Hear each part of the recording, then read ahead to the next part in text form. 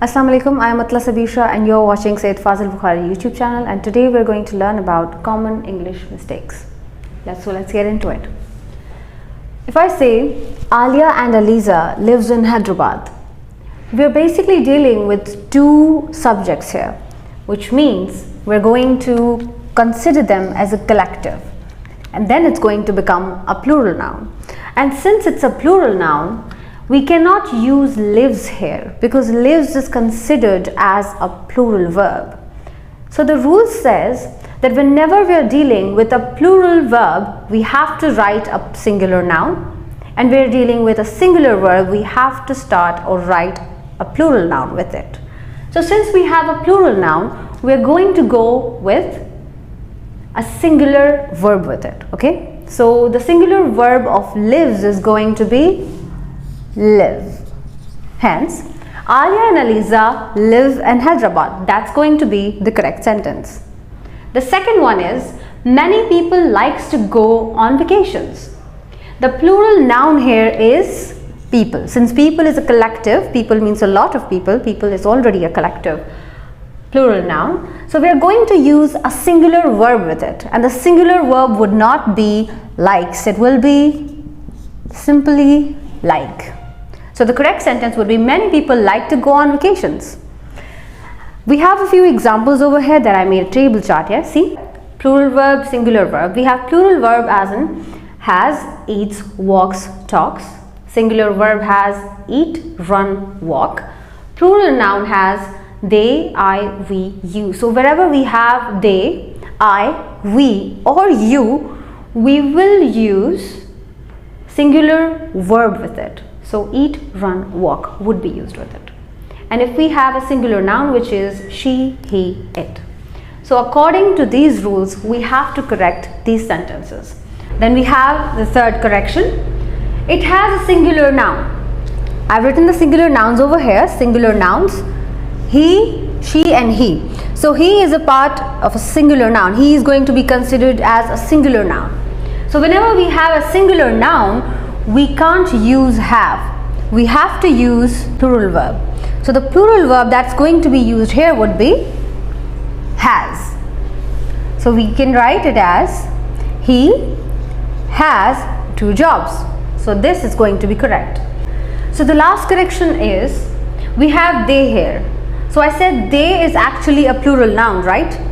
We have they here in the plural nouns. So whenever we are dealing with a plural noun, we have to use a singular verb with it. So the singular verb to likes would be like. So they like taking lectures, not they likes having lectures, taking lectures. So in this correction, we have the sentence there is 50 books in the shelf. So what's wrong with the sentence is whenever our subject has more than one quantity, we cannot use is with it. We have to use are with it. So our correct sentence would be there are 50 books in the shelf. So even if it was 20, even if it was 2, there are 2 books, even if it's any quantity that is more than 1,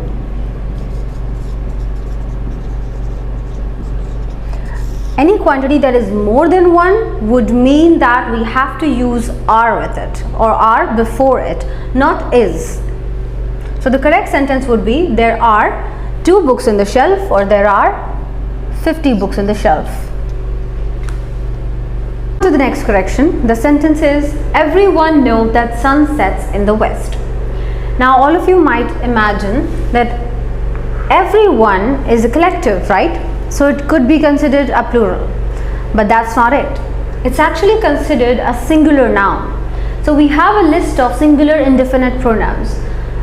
I've listed them all here: another, anybody, anyone, anything, everybody, everyone. These are all singular nouns. So according to that rule, if we have a singular noun, we have to use a plural verb with it. So this would be incorrect. The correct one would be everyone knows that sun sets in the west. Second correction is everything come together. Again, comes is a verb. and that right now we are using a singular verb. However, the correct would be everything comes together, since everything is a singular noun. So the correct sentence would be everything comes together. So whenever we're dealing with question formation, we have to keep this formula in mind. I'm going to tell you more formulas, but the first one is this: auxiliary verb plus subject plus main verb. The auxiliary verbs are did, have, can, will. So if I'm going to talk about a sentence, if I'm going to say you went to the party yesterday, question mark, that's going to be incorrect. I have to say did you go to the party yesterday, because auxiliary verb comes first, then we have our subject, and then we have our main verb, the go. It does not have to be in present past, it does not have to be in future. This basic formula only has auxiliary verb, subject, and then main verb. We can also use do as an auxiliary verb, but we have to keep in mind if our sentence is talking about past.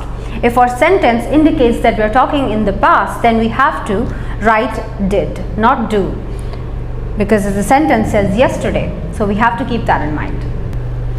Question formation rule number 2. This formula has question word, auxiliary verb, subject plus main verb. So actually, whenever we have question word in the sentence, we have to use it first before auxiliary verb. So question verb would be first, auxiliary verb would be second, subject would come third, and main verb would come fourth. According to that, we have this sentence: where I can buy an AirPod. So if we say the question word is exactly where it should be, however, next comes auxiliary verb. The auxiliary verb would be can. So we say where can I, subject I. Then we say where can I buy an AirPod. So the second sentence would be correct according to the formula. So that's it for today's video. For the next part, keep watching and subscribe.